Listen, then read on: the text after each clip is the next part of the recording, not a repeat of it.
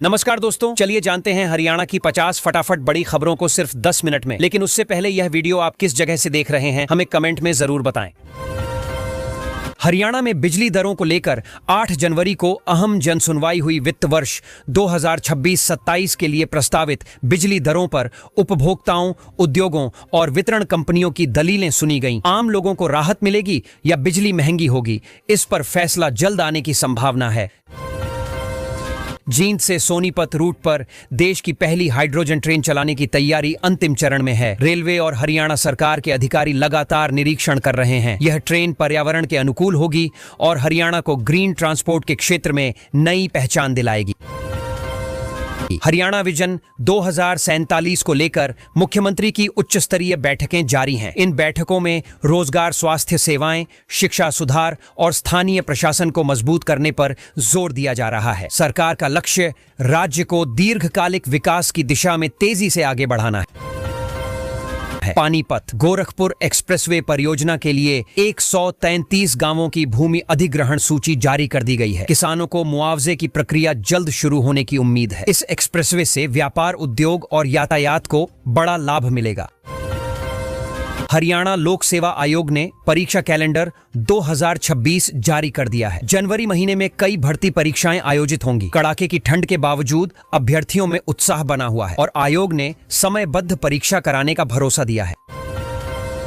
हरियाणा में लिंगानुपात में सुधार दर्ज किया गया है, लेकिन गुरुग्राम, फरीदाबाद और रेवाड़ी जैसे जिले अब भी पिछड़े हुए हैं। सरकार ने इन जिलों में जागरूकता अभियान और सख्त निगरानी बढ़ाने के निर्देश दिए हैं ताकि स्थिति बेहतर हो सके। हरियाणा में घने कोहरे और शीतलहर का प्रकोप जारी है। मौसम विभाग के अनुसार 8 से 10 जनवरी तक सुबह के समय बहुत घना कोहरा रहेगा। दृश्यता कम होने से सड़क, रेल और हवाई यातायात प्रभावित होने की आशंका जताई गई है। कड़ाके की ठंड को देखते हुए हरियाणा में कक्षा 8 तक के स्कूलों में विंटर वेकेशन जारी है। 8 जनवरी तक स्कूल बंद रखने के आदेश हैं। अभिभावकों और शिक्षकों ने बच्चों की सुरक्षा को ध्यान में रखते हुए इस फैसले का समर्थन किया। पानीपत के कृष्णा कॉलोनी क्षेत्र में एक युवक की बेरहमी से हत्या कर दी गई। आरोपियों ने युवक को ईंटों से पीटकर मौत के घाट उतारा। पुलिस ने मामला दर्ज कर लिया है और आसपास के सीसीटीवी फुटेज खंगाले जा रहे हैं। यमुनानगर में सूदखोरों की क्रूरता का मामला सामने आया है। रेलवे कर्मचारी से 2 लाख रुपए के बदले 4 लाख रुपए वसूले गए। विरोध करने पर उसे निर्वस्त्र कर पीटा गया। पुलिस ने पीड़ित की शिकायत पर जांच शुरू कर दी है। अंबाला की अदालत ने पति की हत्या कर शव गटर में फेंकने वाली महिला को उम्र कैद की सजा सुनाई है। कोर्ट ने इसे गंभीर और नृशंस अपराध मानते हुए सख्त रुख अपनाया। इस फैसले से कानून व्यवस्था को लेकर मजबूत संदेश गया है। हरियाणा पुलिस के लगभग 90,000 कर्मचारियों में नाराजगी देखी जा रही है। वीको ऑफ देने की घोषणा के बावजूद अब तक इसे लागू नहीं किया गया। पुलिस कर्मियों का कहना है कि लगातार ड्यूटी से मानसिक और शारीरिक दबाव बढ़ रहा है। सरकारी स्कूलों में इसी महीने से प्री बोर्ड परीक्षाएं शुरू होने जा रही हैं। परीक्षाएं बोर्ड पैटर्न पर आयोजित होंगी और छात्रों को उसी तरह की उत्तर पुस्तिकाएं दी जाएंगी। शिक्षा विभाग का उद्देश्य छात्रों को बोर्ड परीक्षा के लिए तैयार करना है।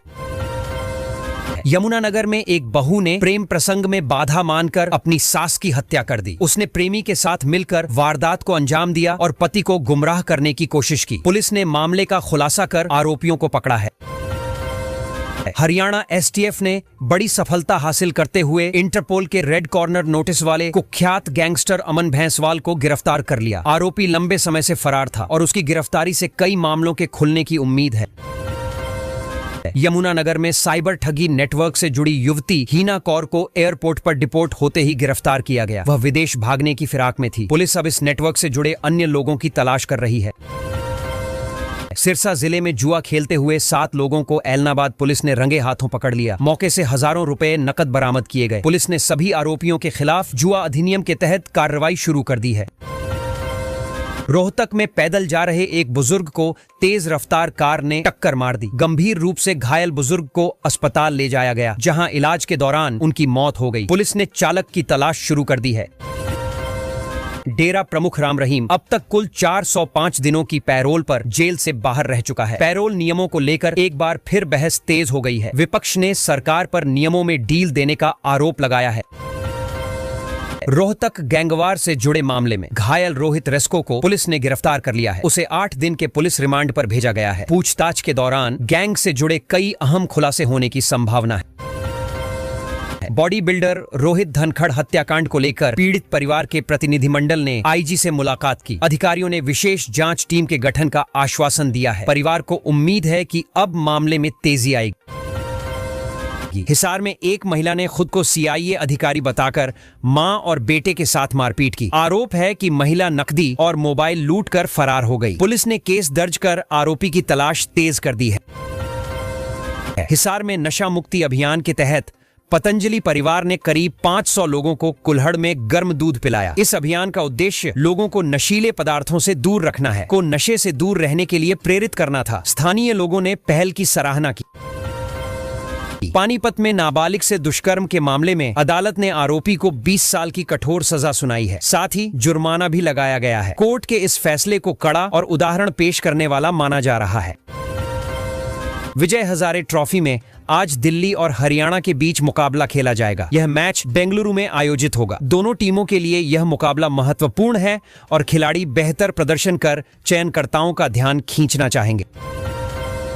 हरियाणा में किसानों के लिए ट्रैक्टर सब्सिडी योजना के तहत अनुसूचित जाति के किसानों को 3 लाख रुपए तक की सहायता दी जा रही है। सरकार का उद्देश्य खेती को आधुनिक बनाना और छोटे किसानों की लागत कम करना है। आवेदन प्रक्रिया सरल रखी गई है और अंतिम तिथि 15 जनवरी तय की गई है। इससे कृषि उत्पादन और आत्मनिर्भरता को बढ़ावा मिलेगा। हरियाणा सरकार ने सरल पोर्टल के माध्यम से मेडिकल सहायता योजना को और प्रभावी बनाया है। इस योजना के तहत गंभीर बीमारी के इलाज पर होने वाले कुल खर्च का 25% सरकार वहन करेगी। पात्र परिवार ऑनलाइन आवेदन कर सकते हैं। इससे गरीब और मध्यम वर्ग के लोगों को इलाज में आर्थिक राहत मिलेगी और स्वास्थ्य सुविधाओं तक पहुंच आसान होगी। मनरेगा योजना को लेकर राज्य सरकार और भाजपा प्रदेश नेतृत्व ने स्पष्ट किया है कि यह योजना आगे भी जारी रहेगी। ग्रामीण क्षेत्रों में रोजगार उपलब्ध कराने और पलायन रोकने में यह योजना अहम भूमिका निभा रही है। मजदूरी भुगतान में पारदर्शिता और समयबद्ध काम पूरा करने पर विशेष जोर दिया जा रहा है, जिससे ग्रामीण अर्थव्यवस्था मजबूत होगी। दक्षिणी हरियाणा तक एसवाईएल नहर के माध्यम से 6500 क्यूसेक पानी पहुंचाने की योजना पर काम तेज कर दिया गया है। इस परियोजना से सिंचाई सुविधाएं बेहतर होंगी और किसानों को फसलों के लिए पर्याप्त पानी मिलेगा। सरकार का मानना है कि इससे सूखे की समस्या कम होगी और कृषि उत्पादन में स्थिरता आएगी। हरियाणा में नए पावर हाउस बनाने की योजना को मंजूरी दी गई है, जिससे ग्रामीण इलाकों में बिजली आपूर्ति मजबूत होगी। लंबे समय से कम वोल्टेज और कटौती की समस्या झेल रहे गांवों को राहत मिलेगी। यह योजना उद्योग, खेती और घरेलू उपभोक्ताओं सभी के लिए फायदेमंद साबित होगी और विकास की रफ्तार बढ़ाएगी। हरियाणा में हाइड्रोजन प्लांट का काम तेजी से आगे बढ़ रहा है, जिससे रेलवे को ग्रीन एनर्जी उपलब्ध कराई जाएगी। यह परियोजना पर्यावरण संरक्षण की दिशा में बड़ा कदम मानी जा रही है। सरकार का लक्ष्य प्रदूषण कम करना और स्वच्छ ऊर्जा को बढ़ावा देना है, जिससे आने वाले वर्षों में राज्य की पहचान ग्रीन स्टेट के रूप में बने। भारत की पहली हाइड्रोजन ट्रेन का ट्रायल 26 जनवरी से जींद सोनीपत रूट पर शुरू होने जा रहा है। यह तकनीक पर्यावरण के लिए सुरक्षित है और कार्बन उत्सर्जन को कम करेगी। हरियाणा के लिए यह गर्व की बात है कि राज्य आधुनिक और हरित परिवहन व्यवस्था का केंद्र बन रहा है, जिससे भविष्य की रेल सेवाएं बेहतर होंगी। हरियाणा में सरकारी दफ्तरों में आर्टिफिशियल इंटेलिजेंस के इस्तेमाल की दिशा में कदम बढ़ाया गया है। 31 जनवरी को चंडीगढ़ में एक मेगा वर्कशॉप आयोजित होगी, जिसमें अधिकारियों को नई तकनीक की ट्रेनिंग दी जाएगी। इससे फाइल निपटान तेज होगा, पारदर्शिता बढ़ेगी और आम जनता को सरकारी सेवाएं समय पर मिल सकेंगी। पंचकूला से गुरुग्राम तक क्षेत्र को एआई हब के रूप में विकसित करने की योजना पर सरकार काम कर रही है। इसका उद्देश्य युवाओं को टेक्नोलॉजी से जोड़ना और नए रोजगार अवसर पैदा करना है। स्टार्टअप्स और आईटी कंपनियों के लिए अनुकूल माहौल तैयार किया जाएगा, जिससे हरियाणा तकनीकी विकास के नए दौर में प्रवेश करेगा। नूंह जिले में लंबे समय से अधूरे पड़े यूनानी मेडिकल कॉलेज का निर्माण कार्य पूरा करने के लिए सरकार ने 18 करोड़ रुपए से अधिक की राशि जारी की है। इस कॉलेज के शुरू होने से क्षेत्र में चिकित्सा शिक्षा को बढ़ावा मिलेगा और स्थानीय युवाओं को पढ़ाई के बेहतर अवसर मिलेंगे। साथ ही स्वास्थ्य सेवाएं भी मजबूत होंगी। हरियाणा में 23वें जिले के रूप में हांसी को शामिल किया गया है, जिसमें 111 गांव जोड़े गए हैं। नए जिले के गठन से प्रशासनिक सुविधाएं लोगों के और करीब आएंगी, विकास कार्यों में तेजी आएगी, सरकारी योजनाओं का लाभ सीधे ग्रामीणों तक पहुंचेगा और क्षेत्रीय संतुलन को भी मजबूती मिलेगी।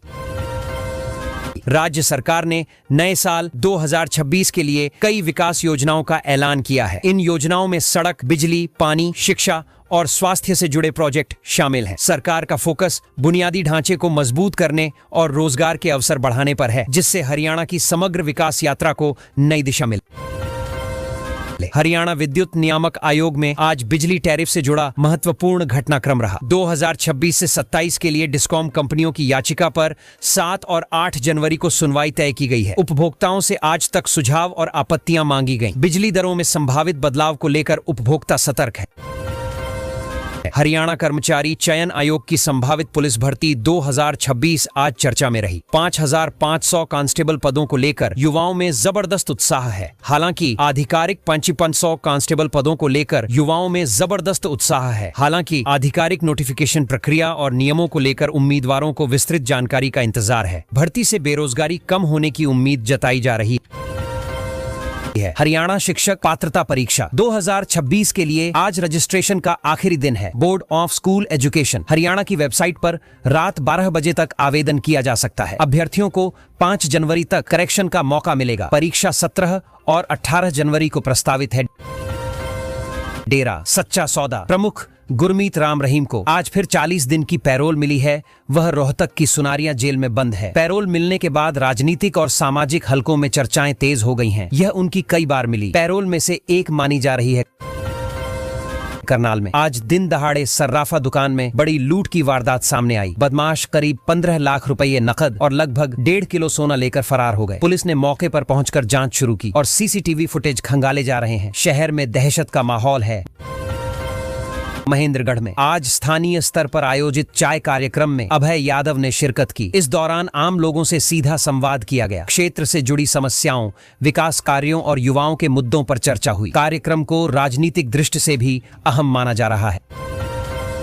रोहतक से सांसद दीपेंद्र सिंह हुड्डा का आज जन्मदिन है। सुबह से ही समर्थकों और नेताओं की शुभकामनाएं मिल रही हैं। सोशल मीडिया पर उनके नाम से ट्रेंड चल रहा है। जगह जगह कार्यक्रम आयोजित किए गए। राजनीतिक गलियारों में इस दिन को शक्ति प्रदर्शन के तौर पर भी देखा जा रहा है।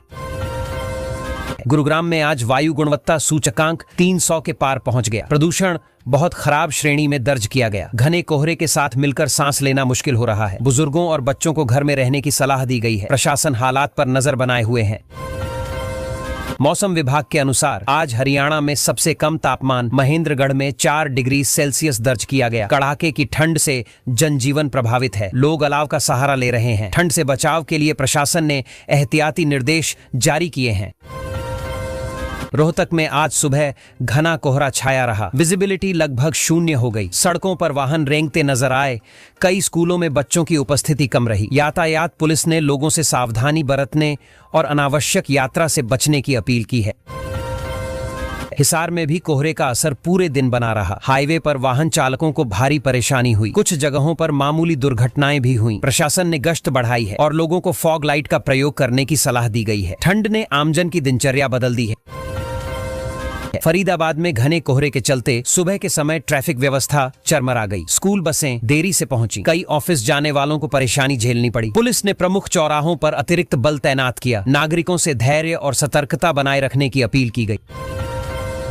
करनाल, सोनीपत और पानीपत में भी आज कोहरे का व्यापक असर देखा गया। हाईवे पर विजिबिलिटी बेहद कम रही। कई ट्रक और बसें रास्ते में रुकी रहीं। प्रशासन ने हेल्पलाइन सक्रिय की और इमरजेंसी सेवाओं को अलर्ट मोड पर रखा गया है। जींद, कैथल और अंबाला जिलों में भी घना कोहरा छाया रहा। ग्रामीण इलाकों में स्कूल जाने वाले बच्चों और किसानों को दिक्कत हुई। खेतों में फसल पर ओस और पाले का असर बढ़ा है। कृषि विभाग किसानों को सतर्क रहने की सलाह दे रहा है। हरियाणा में दवाओं की कीमतों पर निगरानी तेज कर दी गई है। आज से महंगी दवाएं बेचने वालों पर कार्रवाई शुरू हुई। सरकार ने टोल फ्री नंबर जारी किया है, जहां लोग शिकायत दर्ज करा सकते हैं। स्वास्थ्य विभाग का कहना है कि आम जनता को राहत देना प्राथमिकता है। सिरसा बॉर्डर इलाके में आज नशे से जुड़ा मामला सामने आया। खेतों में एक युवक को ड्रग्स का सेवन करते हुए पकड़ा गया। घटना का वीडियो सोशल मीडिया पर वायरल हो गया। पुलिस ने युवक से पूछताछ शुरू कर दी है और नशा तस्करी के नेटवर्क की जांच की जा रही है। सुसाइड केस में आज जांच तेज रही। चंडीगढ़ से आई एसआईटी ने रोहतक में एक डीएसपी, एसएचओ और ठेकेदार से करीब 10 घंटे पूछताछ की। केस से जुड़े कई अहम दस्तावेज खंगाले गए। जांच एजेंसी किसी भी पहलू को नजरअंदाज नहीं कर रही है। मुख्यमंत्री नायब सैनी ने आज पंजाब के उद्योगपतियों के साथ अहम बैठक की। बातचीत में ईवी पार्क, निवेश और रोजगार सृजन पर जोर दिया गया। मुख्यमंत्री ने 2029 तक भारत को दुनिया की तीसरी सबसे बड़ी अर्थव्यवस्था बनाने के लक्ष्य को दोहराया।